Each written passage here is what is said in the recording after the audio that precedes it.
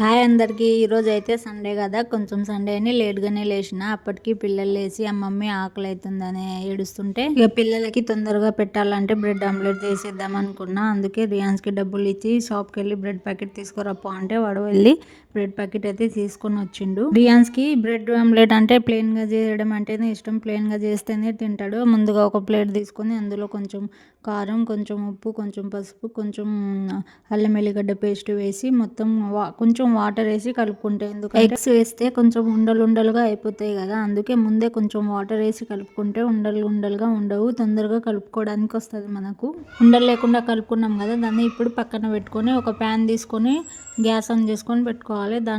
దాంట్లో మనం బటర్ వేసుకోవాలి.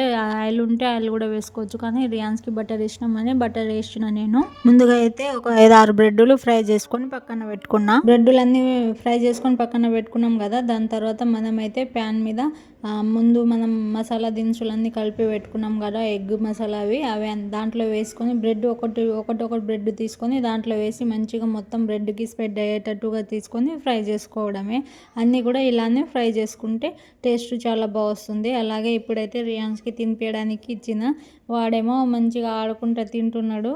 తిని మమ్మీ టేస్ట్ చాలా బాగుంది అని చెప్తున్నాడు. వాళ్ళిద్దరికి బ్రెడ్ ఆమ్లెట్ చేసి ఇచ్చాక వాళ్ళు తిన్నాక ఇక మా కోసం అయితే పచ్చిమిర్చిలతో ఎగ్ కర్రీ చేసిన, బాయిల్ ఎగ్ కర్రీ. ఎలా చేయాలో ప్రాసెస్లోకి వెళ్ళిపోదాం. పచ్చిమిర్చిలతో ఎగ్ కర్రీ అయితే చాలా సింపుల్గా అయిపోతుంది. ఒకసారి ఇలా ట్రై చేసి చూడండి. ముందుగా 5-6 పచ్చిమిర్చిలను తీసుకొని ఫ్రెష్గా కడుక్కొని మనం రోల్లో దంచుకొని చేస్తే టేస్ట్ అనేది చాలా బాగా వస్తుంది. మిక్సీ కన్నా దీంట్లో దంచుకుంటే చాలా బాగా వస్తుంది టేస్ట్. ఇట్లా మంచిగా దంచుకొని దాంట్లో 2-3 వెల్లుల్లిపాయలు వేసి దంచుకోవాలి. కొంచెం సాల్ట్ వేసుకొని ముందుగా మనం ప్యాన్ పెట్టుకొని ఒక స్పూన్ ఆయిల్ వేసుకొని మొత్తం పచ్చిమిర్చి కొంచెం కారంగా ఉంటుంది కదా, ముందు పచ్చిమిర్చిలు వేసుకొని ఫ్రై చేసుకోవాలి. గోల్డెన్ కలర్ వచ్చేంత వరకు అయితే మనం ఫ్రై చేసుకోవాలి పచ్చిమిర్చిలను.